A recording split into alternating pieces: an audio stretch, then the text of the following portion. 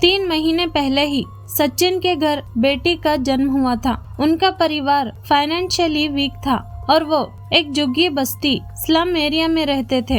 रात के 9:30 बज रहे थे।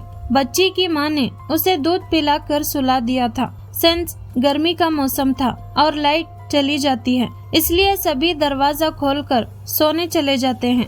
गर्मी की वजह से बच्ची की माँ को नींद नहीं आ रही थी। वो रात 1 बजे तक जगती रहती है, लेकिन आखिरकार थक हार कर सो जाती है। लगभग रात के 3 या 3:30 बजे के बीच अचानक बर्तन गिरने का शोर उठा। सभी जाग जाते हैं और देखते हैं कि बिल्ली ने बर्तन गिराया है। तभी उनकी नजर बिस्तर पर पड़ती है और उनके होश उड़ जाते हैं। बच्ची बिस्तर से गायब थी। 3 महीने की बच्ची खुद से कहीं जा तो सकती नहीं थी। ऐसे में उसे बिस्तर से गायब देख पूरे परिवार में हड़कंप मच गया। अभी 1.5 घंटे पहले ही उसकी माँ सोई थी। घर वालों के हाथ पैर फूल गए। वो हर जगह बच्ची को खोजने लगे। आस पड़ोस मोहल्ले के लोग भी जाग गए। सभी उसकी तलाश में लग गए। घर का गेट खुला हुआ था। ऐसे में कोई भी घर में घुसकर बच्ची को उठा सकता था। सचिन ने दूर मोहल्ले जाके अपनी बेटी के बारे में पता किया, बट किसी ने भी उसको ले जाते नहीं देखा था।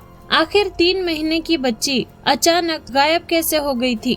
रोते बिलखते हुए घर वाले सीधे कफ परेड पुलिस स्टेशन पहुंचे। पुलिस ने उनसे उस दिन का रूटीन पूछा और ये जाना कि पूरे दिन उनसे कौन कौन मिलने आया था, जिस पर घर वालों ने उसी शाम हुए उस झगड़े के बारे में बताया। 8 जुलाई 2021 रात 8 बजे सचिन के घर बेटी हुई है। इसकी खबर मिलते ही कन्हैया उर्फ कन्नू, जो एक ट्रांसजेंडर था, अपने साथी के साथ आशीर्वाद देने के लिए आया। आशीर्वाद देने के बदले में उसने 1100 रुपए, एक नारियल और एक साड़ी की मांग की। उस टाइम लॉकडाउन लगा हुआ था, काम धंधे बंद चल रहे थे, इसलिए फैमिली की फाइनेंशियल कंडीशन अच्छी नहीं थी, जिस कारण वो सिर्फ 200 रुपए साड़ी और नारियल के साथ बख्शिश पर देने लगे। इस पर कन्नू पूरे पैसे देने की जिद करने लगा। घर वालों ने समझाया कि काम धंधे चलने लगेंगे तो वो उसे बाद में पूरे पैसे दे देंगे। ये सुनकर कन्नू भड़क गया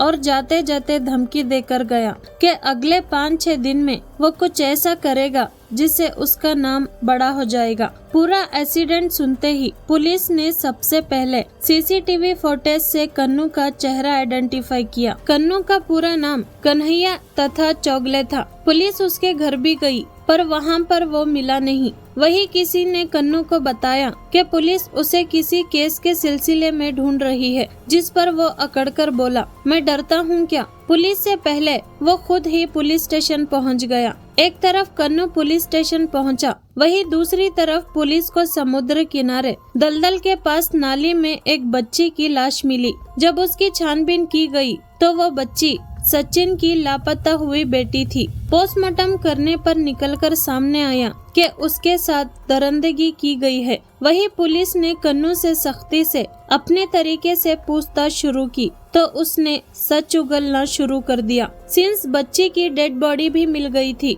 इसलिए उसके पास अब होशियारी दिखाने का मौका नहीं था। कन्नू ने बताया कि पैसे ना मिलने पर उसने गुस्से में बदला लेने का सोचा। वो रात के 3 बजे जब सब सो रहे थे तो वो अपने साथी सोनू के साथ चोरी छुपे घर में घुसकर बच्ची को उठा लेता है और उस बच्ची के साथ घिनौना काम करता है। उसके बाद उस बच्ची को समुद्र किनारे नाली में फेंक देता है, जहां उसकी दम घुटने से मौत हो जाती है। कुछ बातें यहाँ मैं क्लियर करना चाहूंगी कि कन्हैया उर्फ कन्नू एक ट्रांसजेंडर था, ना कि किन्नर। वो एक आदमी था जो एक औरत की तरह सजता तैयार होता था। ट्रांसजेंडर वो होते हैं जो उस जेंडर को नहीं मानते जिसमें उनका जन्म होता है। कन्नू ने बताया कि उसने ये सब इसलिए किया ताकि आसपास के लोगों में डर बैठ जाए और जब वो किन्नर बनके किसी घर शुभ मौके पर आशीर्वाद देने जाए तो उसके बदले में सब उसे मुंह मांगे पैसे या उपहार दे। 26 फरवरी 2024 मुंबई की सेशन कोर्ट ने इसे rarest of the rare case मानते हुए 24 साल के कन्हैया चौगले को पॉक्सो